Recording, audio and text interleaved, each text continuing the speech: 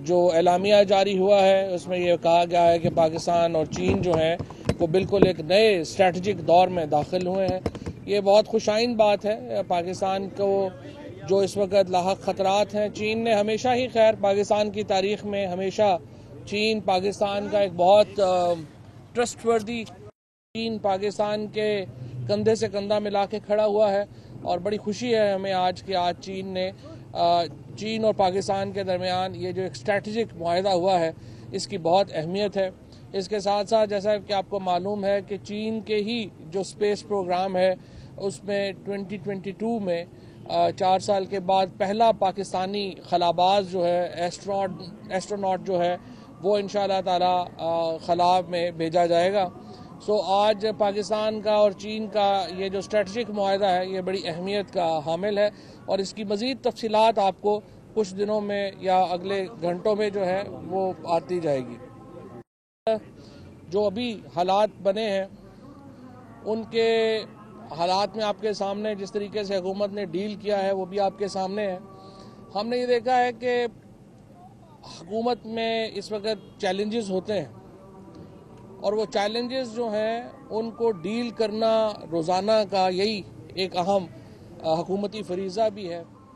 हमने देखा कि ये लोग बाहर बैठ के तो हर आदमी बुज़ुर्ग महर बनता है और हर आदमी का ख्याल होता है कि वही सारे हल दे सकता है, लेकिन आपके पास चॉइसेस होती हैं और वो चॉइसेस इतनी बड़ी नहीं होती कि हर आदमी जो है उसको जो है वो आपको एक फ्री फॉल नहीं मिलता कि आप अपनी बहुत बड़ी जो है वो कर सके।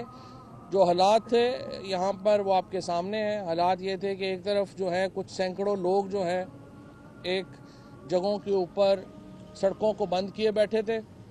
हुकूमत के पास दो ऑप्शंस थे, या तो हम रियासती अपना जो पावर है रियासती ताकत इस्तेमाल करते, उसमें नुकसान होने का भी अंदेशा था और अगर रियासती ताकत में नुकसान होता तो फिर जो तनकीद है वो ये होती कि आपने रियासती ताकत क्यों इस्तेमाल की। लिहाजा हमने फायर फाइटिंग की है। इसका मतलब ये नहीं है कि जो कंडक्ट है, जो जिस किस्म का बातें की गई या जिस किस्म का कंडक्ट का यहाँ पे किया गया उसको हुकूमत या कोई भी पाकिस्तानी उसको अप्रूव करता है। ये फायर फाइटिंग थी। हमने शहरों को खोला है, बग़ैर किसी नुकसान के खोला है, लेकिन हल ये नहीं है। इस तरह तो पाकिस्तान आइन के ताबे है और हमारा आइन कुरान और सुन्नत के ताबे है। लिहाजा तमाम पाकिस्तान का जो निज़ाम चलता है ये हमारे आइन के तहत चलता है और आइन में जो भी लिखा गया हुआ है, कोई भी आइन का लफ्ज़ जो है वो कुरान और सुन्नत से मुतसादिम नहीं है बल्कि कुरान और सुन्नत के मुताबिक है। लिहाजा किसी को भी ये गलतफहमी नहीं होनी चाहिए कि रियासत इस रवैये को माफ़ करेगी। किसी को भी गलतफहमी नहीं होनी चाहिए कि ये जो मामला जिस तरह से चले हैं इससे जो एक फौरी तासुर आया है, हुकूमत की कमज़ोरी का जो तासुर लिया जा रहा है, वो इंशाअल्लाह ताला हम उसमें जो इक़दामात करेंगे उससे जल्द ही ये तासुर भी दूर होगा इंशाअल्लाह और होगा। जिस तरीके से हमारे लोगों की अमलाक को नुकसान पहुंचाया गया, जिस तरीके से आला अदालत के जज साहिबान को, पाकिस्तान की फ़ौज को, पाकिस्तान की हुकूमत को जिस तरीके से जो तकारीर की गई, रियासत इसको बिल्कुल नज़रअंदाज नहीं करेगी और इसको हम भूलेंगे भी नहीं। स्ट्रेटजी के तहत इसको जो है वो हल किया गया है, हिकमत अमली के तहत हल किया गया है, लेकिन इंशाअल्लाह ताला जो लोग इसमें मुलव्वस हैं उनको हम नहीं भूलेंगे और हम इस मामले को एक जो कतई ये मामला ये को मज़हब की या वो मामला नहीं है, सीधा सीधा बगावत का मामला है। क्या रियासत को बगावत को नज़रअंदाज कर देना चाहिए? कोई भी रियासत जो बगावत को नज़रअंदाज करती है वो बहैसियत रियासत उसमें उसके ऊपर सवालिया निशान लग जाते हैं। लिहाजा बगावत को नज़रअंदाज नहीं किया जा सकता। जिस तरीके से पाकिस्तान के आइन की तौहीन की गई, पाकिस्तान के अवाम की तौहीन की गई, पाकिस्तान की सियासी, फ़ौजी और जुडिशल लीडरशिप की तौहीन की गई, उस पर माफ़ी देना मुश्किल है। और हम जब आगे चलेंगे उसके मुताबिक जो है हम अब जब आगे चलेंगे उसके मुताबिक जो है वो हम आगे बढ़ेंगे। जहाँ तक आज सिंध हुकूमत का ताल्लुक है, आज सुबह मेरी मुलाकात हुई पाकिस्तान तहरीक इंसाफ के पार्लियामेंटेरियंस के साथ, बड़ी तफसील से उनके ऊपर गुफ्तगू हुई। मुझे अफसोस है कि सिंध हुकूमत के बारे में हमारे जो पार्लियामेंटेरियंस हैं उनको शिकायत है कि मुख्तलिफ जगहों के ऊपर उनको सियासी विक्टिमाइजेशन का निशाना बनाया जा रहा है। सिर्फ सियासी इख्तलाफात की बिना के ऊपर उनके साथ जो है वो ऐसा सलूक किया जा रहा है जो वैसे तो खैर पीपल्स पार्टी की रवायत रही है। बदकिस्मती से सिंध में भी हमने देखा है कि काफ़ी गुंडा राज जो है वो यहाँ पर लगा रहा है और इसको भी डील करना ज़रूरी है। जिस तरीके से सिंध ने रिस्पांस किया है पिछले इंतखाबात में, और ये 70 की दहाई के बाद पहली बार पाकिस्तान में, बल्कि अगर आप 60s में चले जाएं जब मोहतरमा फातिमा जिन्ना को इलेक्शन हरवाया गया था, उसके बाद से सिंध में एक लिसानी सियासत हो रही थी। पाकिस्तान तहरीके इंसाफ को और इमरान खान को ये क्रेडिट जाता है कि पहली बार 1960 की दहाई के बाद सिंध जो है वो लिसानी सियासत से बाहर निकला है और एक कौमी सियासी धारे में शामिल हुआ है। और ये इमरान खान ही की वजह से है कि आज सिंध में अल्हम्दुलिल्लाह पूरे सिंध में और कराची में ख़ुसूसन जिस तरीके से एक तहरीक उठी है, और ये जो तहरीक है पाकिस्तान तहरीक इंसाफ की जो तहरीक है, ये बुनियादी तौर के ऊपर मिडिल क्लास और लोअर मिडिल क्लास की तहरीक है। और इंशाअल्लाह ताला आप देखेंगे कि किस तरीके से जिस तरीके से हम आगे बढ़ रहे हैं, अगले इंतखाबात में मुकम्मल तौर के ऊपर यहाँ पर पाकिस्तान तहरीक इंसाफ की 2/3 अक्सरियत होगी इंशाअल्लाह। जिस तरीके से यहाँ पर इमरान खान का तूती बोल रहा है और जिस तरीके से लोग यहाँ पर प्राइम मिनिस्टर साहब के ऊपर, पाकिस्तान तहरीक इंसाफ के ऊपर जो एतमाद करते हैं और मुस्तरद करते हैं पीपल्स पार्टी के, जिस तरीके से जो फरसूदा सियासत पीपल्स पार्टी ने की है, जिस तरीके से खैबर पख्तूनख्वा में हमने देखा कि फरसूदा सियासत का खात्मा किया पाकिस्तान तहरीक इंसाफ ने, जहाँ पर उन्होंने कौम परस्ती को अपनी सियासत की बुनियाद बनाया था, तो तहरीक इंसाफ की क़यादत में खैबर पख्तूनख्वा के अवाम ने उस कौम परस्ती की सियासत को, और कई जो वहाँ पर JUI जैसी पार्टी जिन्होंने मज़हब का लबादा ओढ़ा था, तहरीक इंसाफ ने खैबर पख्तूनख्वा में जो रिट्रोग्रेसिव सियासत है, जो मनफी सियासत है, उसका जनाजा निकाल दिया है।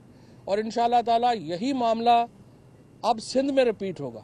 आप देखेंगे यहाँ पे जो फरसूदा सियासत है, जिसकी इस वक्त जो अमीन है वो आसिफ जरदारी साहब की पीपल्स पार्टी, इस पीपल्स पार्टी का ज़ाहिर है भुट्टो की पीपल्स पार्टी के साथ उतना ही ताल्लुक़ है जितना कि आप कहें कि आसमान और ज़मीन का आपस में जितना फ़र्क है, उतना ही इस पीपल्स पार्टी का जुल्फ़िकार अली भुट्टो शहीद की पार्टी से ताल्लुक़ है।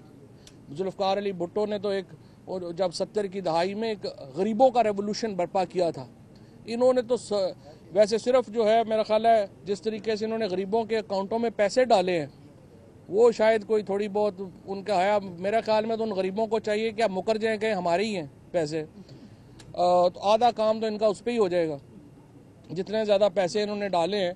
तो अब देखते हैं कि ये जिस तरीके से अकाउंट्स खुल रहे हैं, जिस तरीके से मामला आगे चल रहे हैं। मैंने सुबह ये नहीं कहा था कि पीपल्स पार्टी की हुकूमत चंद दिन की मेहमान है, लेकिन पता नहीं घबरा क्यों जाते हैं। जब भी हम कहते हैं चोरों और डाकुओं को जेलों में डालें, खुर्शीद शाह साहब नाराज़ होकर असम्बली से चले जाते हैं। हम नाम भी नहीं लेते, बात भी नहीं करते। प्राइम मिनिस्टर कहते हैं चोरों डाकुओं को उल्टा लटका देंगे, ये आधे लोग ऐसे नाराज़ हो जाते हैं जैसे पता नहीं ये होता है। कहते हैं सुना था चोर की दाढ़ी में तिनका, यहाँ पर भी वही मामला जो है उसकी अमली मिसाल हमें नज़र आ रही है। लेकिन इंशाअल्लाह ताला बड़ी उम्मीद है कि हमने कराची के लिए जो इक़दाम किए हैं, गवर्नर सिंध से मेरी आज मुलाकात हुई है, जो UAE की यहाँ पे जो टीम आई थी, जो दौरा किया था, उसका जो सबसे बड़ा इस वक्त UAE के साथ हमारी जो बातचीत चल रही है, उसमें जो पानी की जो पीने का पानी का मसला है कराची का, उसके हल के लिए हम इक़दाम कर रहे हैं। कराची का इंफ्रास्ट्रक्चर, हर बात के ऊपर ये कहते हैं कि जी आप सूबाई खुद मुख्तारी में जो है वो आप अमल ना करें, आप खुद भी लोगों को कुछ ना दें, आप हमें भी कुछ ना लोगों को देने दें, तो ये तो नहीं हो सकता। तो लिहाजा जाहिर है कि हमारे ऊपर एतमाद किया है कराची की आवाम ने, हमारे ऊपर एतमाद किया है सिंध की आवाम ने, और इंशाअल्लाह ताला उसके मुताबिक हम आगे बढ़ेंगे और इंशाअल्लाह जो भी वफाकी हुकूमत सिंध को और कराची के अवाम कराची के लोगों को जो सहूलतें हम अंदरून सिंध के लोगों को दे सकते हैं वही सहूलतें हम शहरी सिंध को जो है वो भी देना चाहेंगे और इंशाअल्लाह इस मामले में हम बिल्कुल यकसू हैं। नहीं, गवर्नर राज की ज़रूरत ही नहीं। जब अवाम हमारे साथ हैं तो हम इंशाअल्लाह ताला डेमोक्रेटिकली इलेक्ट होके जो है आएंगे। गवर्नर रूल का तो गवर्नर रूल की क्या ज़रूरत है। जहाँ तक बात यह है कि देखिए सिंध में पीपल्स पार्टी की हुकूमत ने मुराद अली शाह साहब ने और इनसे पहले कायम अली शाह साहब ने 75,000 करोड़ रुपया ट्रांसफ़र हुआ है फेडरेशन से सिंध में। आप इनसे पूछें ये किधर गया है, हमें तो नहीं नज़र आता सिंध में जो हालात हैं यहाँ पर। आप ये 75,000 करोड़ रुपया को मामूली रकम तो नहीं है जो यहाँ पे ट्रांसफ़र हुई है। और हालत ये है कि आज यहाँ से वफाक अगर रेंजर्स विड्रॉ कर ले तो यहाँ की जो कराची पुलिस है उसके पास कैपेसिटी नहीं है कि वो डे टू डे पॉलिसिंग भी कर सके। ये उनकी पॉलिसिंग का हाल है जो हर काम के लिए वो कहते हैं सूबाई जो है जी वो खुद मुख्तारी में मुदाखलत है। आज अगर वफाक की तरफ से सूबाई हुकूमत के साथ थोड़ा सा भी कम ताउन हो तो ये पूरे जो अपना हमारा जो हुकूमत है यहाँ की वो प्रॉब्लम में आ जाए। लिहाजा हम कोशिश हमारी जो है वो ये है कि हम साथ लेके चल रहे हैं, सबको साथ लेके चलने की कोशिश कर रहे हैं, कोशिश करते रहेंगे, लेकिन अपनी जिम्मेदारी को भी पहचाने। इतने अरसे से वो सिंध में जो है वो हुकूमत में है, लोग उनसे मुतमईन नहीं हैं और पहले तो यहाँ पर था कि कोई अल्टरनेट ताकत नहीं थी। अब इंशाअल्लाह ताला तहरीक इंसाफ यहाँ पर मौजूद है, हमारे MNAs MPAs हमारी जो तंजीम है यहाँ पे वो एक बड़ी वाइब्रेंट कुव्वत है। इंशाअल्लाह ताला ये एक बहुत अल्टरनेट एक जो बिल्कुल कह लीजिए कि एक मुतबादल सियासी कुव्वत के तौर के ऊपर हम उभरे हैं। ये सभी की ख्वाहिश है मासूम सी कि अगर केसेस विड्रॉ कर लें तो हम आपके साथ हैं। केसेस विड्रॉ नहीं हो सकते, हमें मैंडेट ही ये मिला है कि आपने एहतसाब करना है, लिहाजा एहतसाब के ऊपर हमारा कोई कंप्रोमाइज़ मुमकिन नहीं है, चाहे वो जरदारी साहब हों, चाहे नवाज शरीफ साहब हों, चाहे कोई हो शहबाज साहब। पहली बात तो ये है कि ये बिल्कुल सूबाई हुकूमतों की जिम्मेदारी है कि जिनकी अमलाक को नुकसान पहुंचा है, जिस तरह लोगों को लॉ एंड ऑर्डर जो है वो प्रोविंशियल प्रॉब्लम है और उनको यकीनी तौर के ऊपर कंपनसेशन देनी चाहिए। यहाँ पर तो हमने देखा है कि हालत ये थी कि किस कदर माशाल्लाह जो थे वो प्रोटेस्टर्स की हालत तो ये थी एहतजाज करने वालों की कि छोटा 5 साल का बच्चे के केले भी उठा के ले गए। ये तो इनकी अखलाकी हालत है जो ये एहतजाज करने बाहर निकले थे। ये बेसिकली बुनियादी तौर के ऊपर तो अखलाकी तौर के ऊपर इंतहाई पस्त लोग हैं और उन्होंने ये हमेशा जाहिर किया। रक्शे वालों को रक्शे जलाए गए, आपने देखा कि ख़वातीन गाड़ियों में बैठी हुई हैं और वहाँ पे उनको जो है वो गाड़ियों से निकाल के जो है वो गाड़ियों को आग जो है वो लगाई गई। ये इनकी इखलाकी तौर के ऊपर ये इनकी पोजीशन थी और उसके ऊपर अभी आप देखते हैं आगे क्या होता है। पहली बात तो ये है कि कोई उसका मुश्किल नहीं है, जो वादे हमने किए हैं वो सारे वादे पूरे करेंगे। हमने जिन वादों के ऊपर इलेक्शन लड़ा है, हमने वादों के ऊपर इलेक्शन लड़ा है, हमने कहा है कि हम एहतसाब करेंगे, हमने कहा है और एहतसाब कर रहे हैं।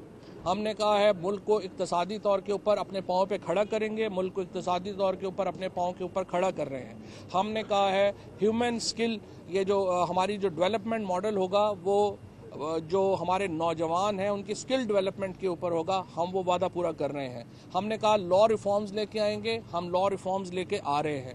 हमने कहा हम जो बल्दियाती निज़ाम है, जो लोकल गवर्नमेंट सिस्टम है वो हम लेके आएंगे, एम्पावर्ड लोकल गवर्नमेंट सिस्टम लेके आएंगे, वो एम्पावर्ड लोकल गवर्नमेंट सिस्टम लेके आ रहे हैं। एक भी वादा ऐसा नहीं है जो PTI पूरा नहीं कर रही है। 70 दिनों में कुछ लोगों की ये ख्वाहिश है, जिन लोगों को जो समझते हैं 70 दिनों में तो आलू की फसल पक के तैयार नहीं होती, ये कहते हैं कि PTI पाकिस्तान बदल दे, तो थोड़ा सब्र करेंगे, इंशाल्लाह सारा करेंगे। सही है, अगर आप गौर से मेरी बात सुनते पहले तो आपको ये सवाल की ज़रूरत पेश ना आती। मैंने आपको बताया था कि ये UAE की गवर्नमेंट के साथ हमारा जो बुनियादी एक बातचीत चल रही है वो यही है कि कराची को जो पीने का पानी है वो इंशाअल्लाह ताला हम वो मसला हल करने जा रहे हैं और वो ये मसला जो है वो बड़ी जल्दी हल होगा। सिंध सरकार से पहले ये पूछें कि जो 75,000 करोड़ रुपया फेडरेशन से ट्रांसफ़र हुआ है 10 सालों में वो किधर गया है। सबसे पहले अपने ऑडिट्स को हालात देखें, सबसे पहले अपने पैसों के हालात देखें। इनको तो किसी को सवाल ही नहीं करना चाहिए। ये पीपल्स पार्टी में और नून वाले जो हमारे दोस्त हैं इनको तो चाहिए कि तनकीद करें ही ना, ये तो कुंडी लगा के कमरे में अंदर बैठा करें 2-3 साल। शुक्रिया।